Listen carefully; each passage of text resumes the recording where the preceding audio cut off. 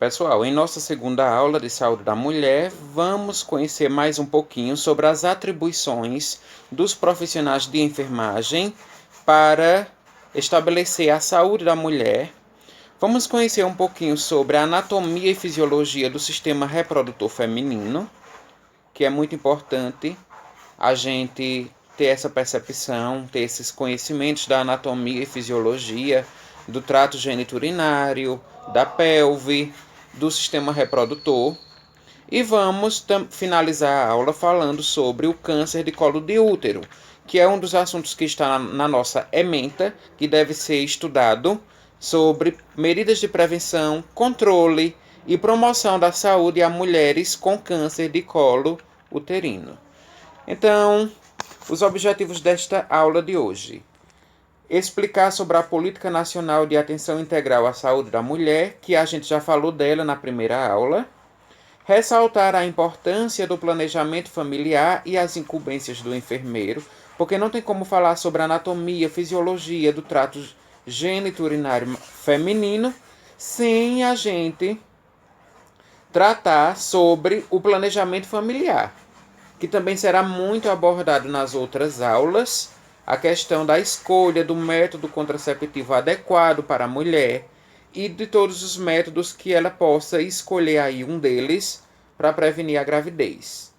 Discutir sobre algumas patologias do trato feminino, do trato geniturinário feminino, como por exemplo algumas infecções sexualmente transmissíveis, e também estudar sobre o enfermeiro inserido na consulta e acompanhamento do pré-natal e gravidez da mulher. O técnico de enfermagem ele não realiza a consulta de enfermagem de pré-natal, mas ele auxilia o enfermeiro nessa consulta. De que modo? Fazendo a triagem, verificando o peso, a pressão arterial, a estatura, encaminhando a paciente para a realização dos exames de rotina e outros cuidados básicos específicos do técnico de enfermagem. E outro objetivo da nossa disciplina é analisar os cuidados e atribuições básicas nos estágios da vida iniciais e do recém-nascido. Porque não tem como a gente estudar a saúde da mulher sem também estudar a saúde do neonato, ou seja, do bebê, não é? Quando o bebê nasce, a partir do momento do nascimento desse bebê, a saúde da mulher ela não é mais somente saúde da mulher. Ela passa a considerar o binômio mãe e filho. E eu diria mais ainda, não é somente a partir do momento do nascimento do bebê que se pensa na saúde do feto, mas sim desde o momento da primeira consulta de pré-natal, ou seja, o bebê ainda na vida intrauterina, que vai se ter esses cuidados básicos e adequados no pré-natal. É responsabilidade da equipe de enfermagem para com a mulher informar sobre o desenvolvimento corporal em relação à sexualidade e à reprodução, orientar sobre a gravidez e as consequências de uma gravidez não desejada, porque imagine vocês uma gravidez em que a mulher se planejou, esperou, teve todo aquele preparo, todo aquele planejamento psicológico, físico. Às vezes ela tomou medicação para fortalecer o sistema imunológico, começou a tomar o ácido fólico, que é um medicamento importante para o desenvolvimento do bebê intrauterino, e aí a mulher se planejou para receber aquele bebê. Mas quando não há esse planejamento, né? Quando a mulher ela teve uma relação sexual eventual e de repente ela engravidou e ela não esperava uma gravidez naquele momento. Então isso é muito ruim para a questão da própria aceitação da mulher daquela gestação. Então essa mulher que também não desejou e não esperou o bebê precisa ser orientada. Devemos explicar também a anatomia e fisiologia da sexualidade humana. A mulher ela precisa conhecer o próprio corpo, precisa conhecer o próprio trato geniturinário, precisa conhecer as questões hormonais, a libido, o desejo sexual, a questão do consentimento, né, para com o parceiro sexual, para que aquela relação sexual ela seja consentida. Então tudo isso passa também pela saúde da mulher. E claro, a gente vai explanar os riscos de doenças sexualmente transmissíveis, principalmente aquelas que têm maior gravidade para a mulher, como AIDS, hepatites, sífilis e herpes. Então, conhecendo um pouquinho sobre a anatomia feminina, a mulher ela compõe um sistema gênito-urinário e reprodutor muito amplo, né? E aí nós temos o útero com suas camadas, endométrio, miométrio. Nós temos o colo do útero, o corpo do útero. Vou aproximar aqui na imagem para ficar melhor para vocês visualizar. Aqui nós temos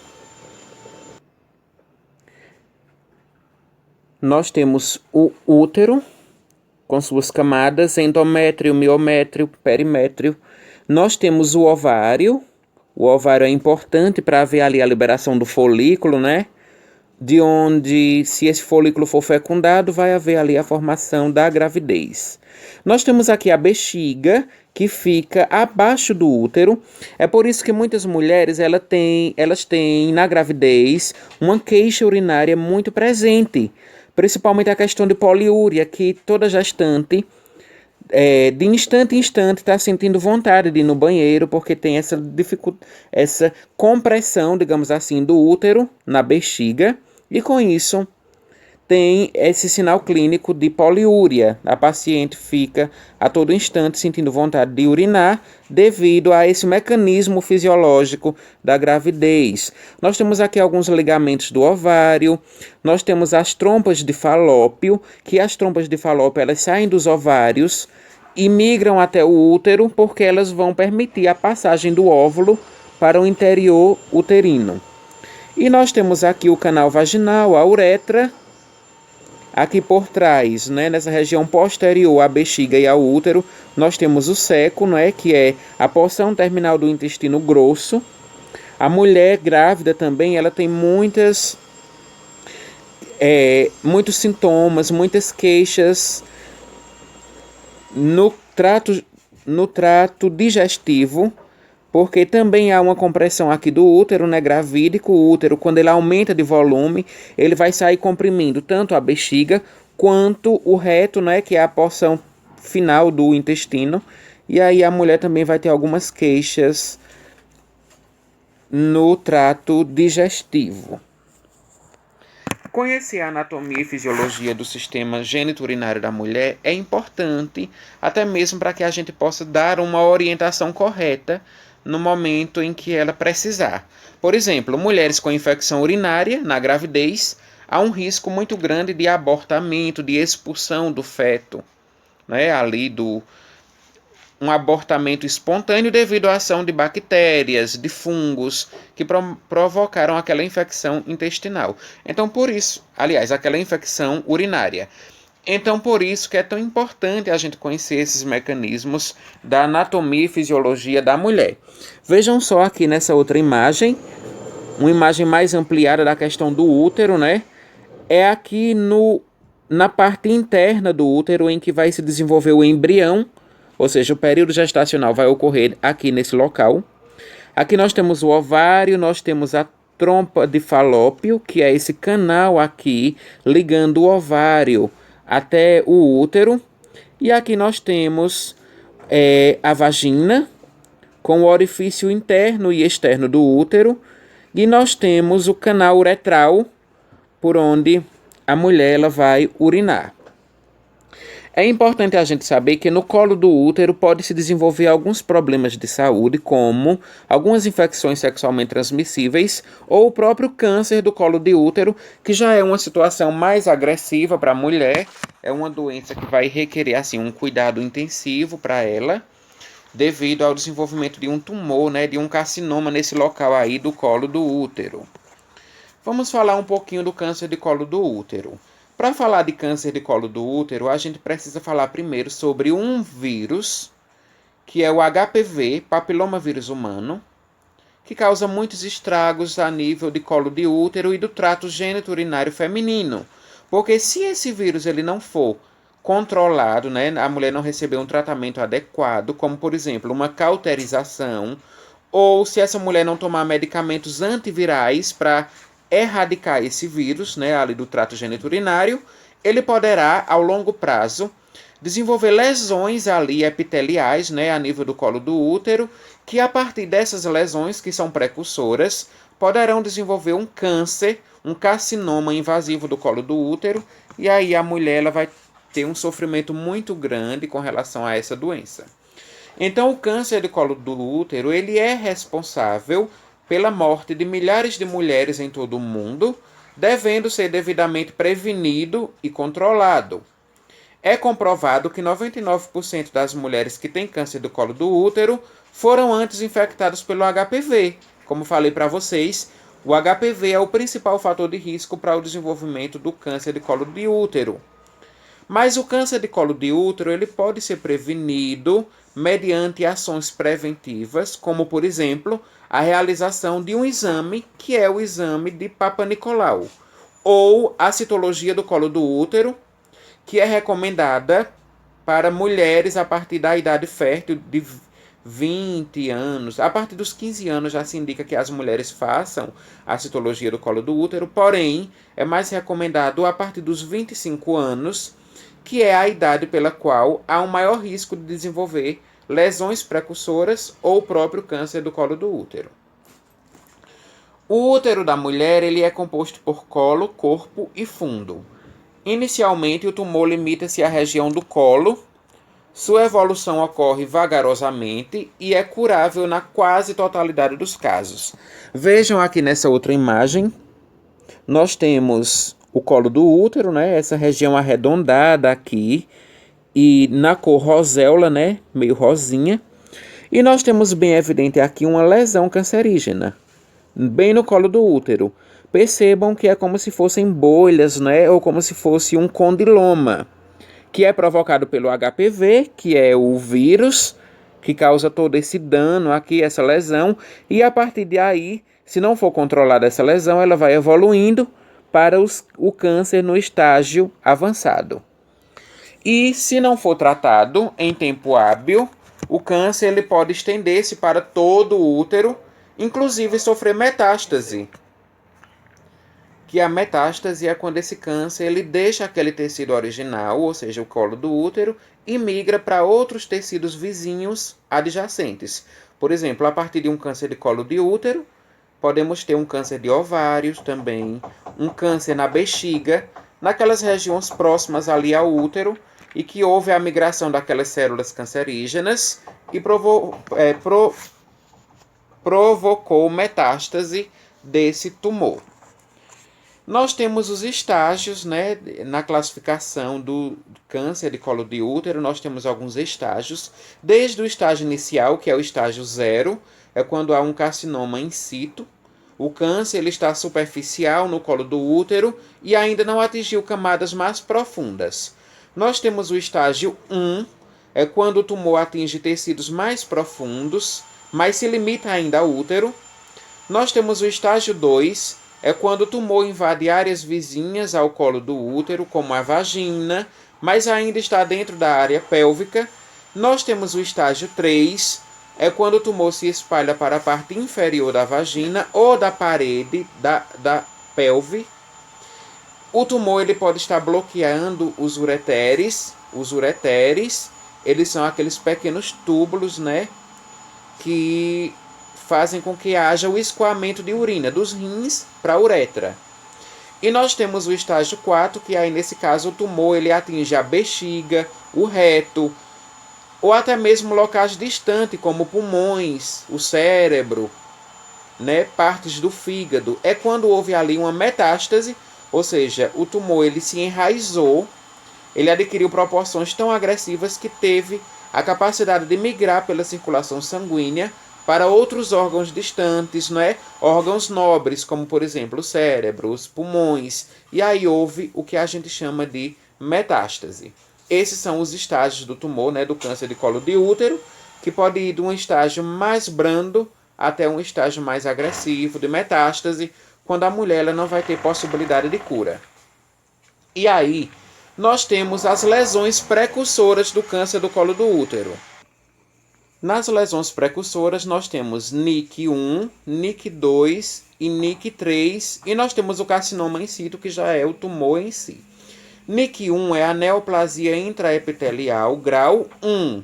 É quando essa mulher começou com uma pequena lesãozinha ali provocada pelo HPV, mas que ainda não é o câncer. E nós temos NIC2, que é quando essa lesãozinha ela vai começando a ficar mais evoluída, ela vai comprometendo mais ainda o tecido uterino e vai aumentando de tamanho e de extensão ali, né, no local acometido. E nós temos o NIC3, que já pode ser considerado câncer.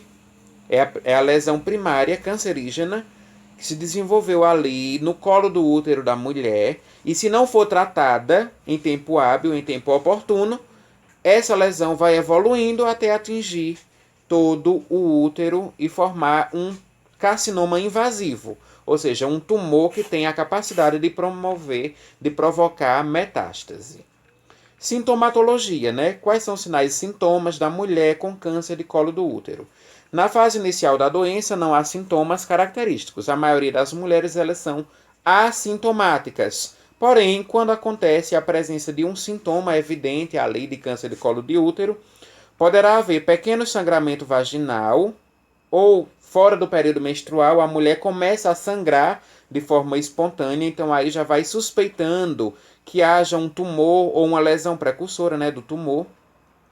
Menstruações mais longas e volumosas, ou seja, menstruações irregulares, que não fazem parte da rotina normal da mulher. Então essas menstruações elas vêm de forma mais intensa, um volume maior de sangue, e aquele período menstrual ele costuma durar mais tempo.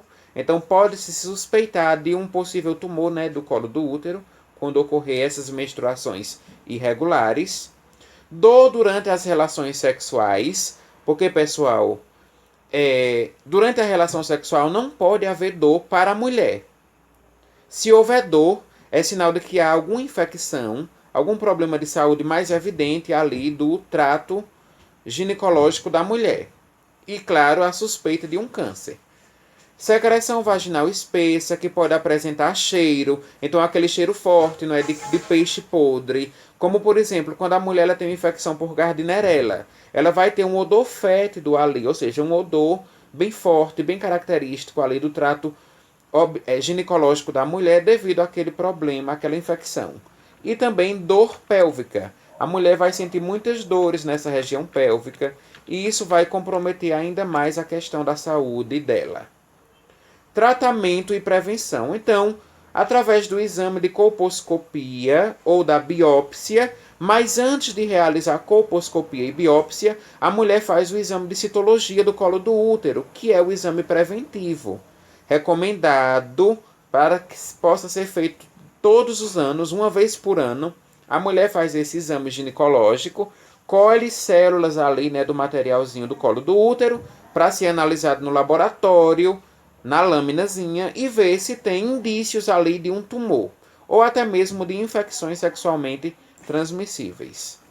O tratamento de um paciente com câncer vai desde uma cauterização até a retirada de partes do útero ou órgãos por completo. Então, por exemplo, quando a mulher descobre que tem um tumor do colo de útero ou do fundo do útero mesmo, em estágio avançado, dependendo da avaliação clínica do médico, se recomenda que haja ali a retirada parcial ou total do útero, que é chamada de histerectomia. É quando essa mulher vai ser submetida a um procedimento cirúrgico para retirar o útero, que poderá desencadear uma neoplasia, um câncer instalado ali, que o tratamento definitivo seria a retirada do útero.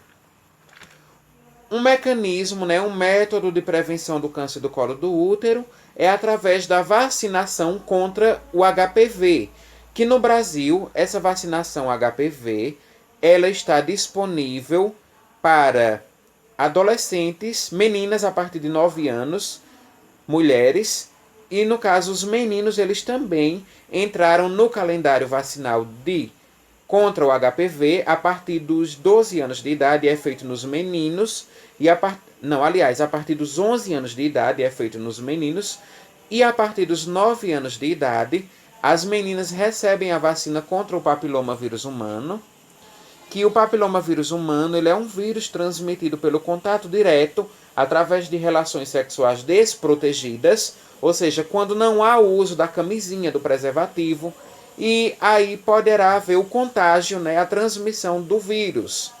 E a vacina ela possui eficácia de 98% comprovada contra o HPV e, consequentemente, protege contra o câncer de colo de útero nas meninas.